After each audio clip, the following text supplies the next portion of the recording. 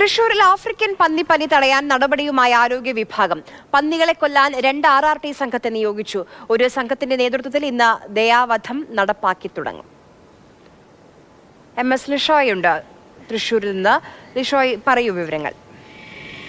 തൃശൂർ മാടക്കത്ര പഞ്ചായത്തിലെ പന്നി ഫാമിലാണ് കള്ളിങ് നടത്താൻ ഉത്തരവായിരിക്കുന്നത്. ഇതിന്റെ ഭാഗമായി ഈ 2 RRT സംഘങ്ങൾ എത്തി ശാസ്ത്രീയമായി ആഫ്രിക്കൻ പന്നിപ്പനി സ്ഥിരീകരിച്ച ഈ ഫാമിലെ 310 പന്നികളെയാണ് കള്ളിങ്ങിന് വിധേയമാക്കുക. അതായത് ഈ ശാസ്ത്രീയമായി അതിനെ സംസ്കരിക്കുക ഉൾപ്പെടെയുള്ള കാര്യങ്ങളെല്ലാം തന്നെ ചെയ്യും.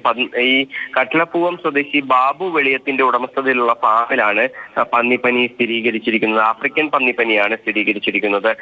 ഇന്ന് രാവിലെ 7 മണി മുതൽ ലൈഫ് സ്റ്റോക്ക് ഇൻസ്പെക്ടർമാർ, അറ്റൻഡർമാർ അടങ്ങുന്ന RRT സംഘം ഈ പ്രക്രിയ നടപ്പാക്കാൻ ആരംഭിച്ചിട്ടുണ്ട്. ഈ മേഖലയ്ക്ക് 10 കിലോമീറ്റർ ചുറ്റളവിലുള്ള സ്ഥലങ്ങളിലെല്ലാം തന്നെ രോഗ നിരീക്ഷണ മേഖലയായി പ്രഖ്യാപിക്കും. രോഗബാധിത പ്രദേശത്തു നിന്നും പന്നി മാംസം വിതരണം ചെയ്യുന്നത് തടഞ്ഞിട്ടുണ്ട്. ഇത്തരം കടകളുടെ പ്രവർത്തനം തടഞ്ഞിട്ടുണ്ട്.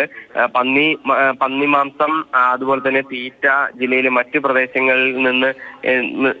പ്രദേശങ്ങളിലേക്ക് ഇവിടെ നിന്ന് കൊണ്ടുപോകുന്ന ഉൾപ്പെടെയുള്ള കാര്യങ്ങളെല്ലാം തന്നെ തടഞ്ഞിട്ടുണ്ട്. രോഗം സ്ഥിരീകരിച്ച പന്നി ഫാമിന് ചുറ്റുമുള്ള മറ്റു ഫാമുകളിലും സമാനമായ രീതിയിൽ ആഫ്രിക്കൻ പന്നിപ്പനി സ്ഥിരീകരിച്ചിട്ടുണ്ടോ എന്നുൾപ്പെടെയുള്ള കാര്യങ്ങളെല്ലാം തന്നെ പരിശോധിക്കും.